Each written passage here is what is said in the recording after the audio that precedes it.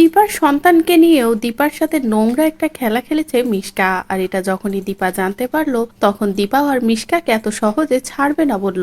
মিশকার মুখোশটা এবার সূর্যের সামনে টেনে খুলে দেবে, তাও আবার প্রমাণ সহ। কারণ এর আগেও অনেকবার মিশকাকে নিয়ে সূর্যের কাছে অনেক কথা বলেছে দীপা, তবে সূর্য বিশ্বাস করেনি। আর এই কারণেই এবার হাতে নাতে প্রমাণ দিয়ে দেবে সূর্যের সামনে দীপা মিশকার বিরুদ্ধে।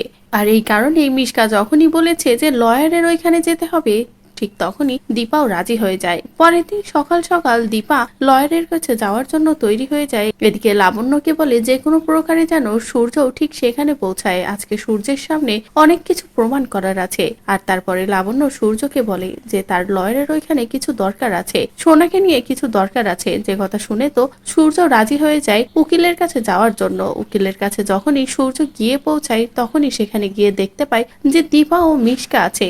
মিশকা কিভাবে দীপাকে জোর করছে ডিভোর্স পেপারে সই করার জন্য, তা না হলে দীপার আরেক সন্তানকে ফিরিয়ে দেবে না। দীপার আরেক সন্তানকে মিশকায় আটকে রেখেছে। এদিকে সূর্যকে দেখে তো দীপাও নাটক করা শুরু করে দেয় আর বলে, মিশকা তুমি যা বলবে আমি তাই করব, আমার সন্তানকে ফিরিয়ে দাও। এমনকি ডাক্তারবাবুর জীবন থেকে আমি সরে যাব, ডাক্তারবাবুকে কখনো আমি বলবো না যে এত বছর ধরে তুমি আমাদের ক্ষতি করে এসেছো, তুমি আমাদের দুজনকে আলাদা করেছো, এমনকি কবির দাদাকে নিয়েও যা যা ভাবনা সবটা তুমিই ভাবিয়েছো। তুমি এই সবকিছুর মূলে আছো সেটা আমি কখনো বলবো না, শুধু তুমি আমার সন্তানকে ফিরিয়ে দাও। যে কথা শুনে তো মিশকা বলে, এটা তুমি সূর্যকে বললেও সূর্য কখনো বিশ্বাস করবে না, কারণ আমি আছি সূর্যের পাশে, সূর্যকে আমি বিশ্বাস করতে দেবই না। সবটা শুনে তো সূর্য পুরো অবাক হয়ে যায় যে মিশকা তার মানে এভাবেই সূর্যকে ঠকিয়েছে।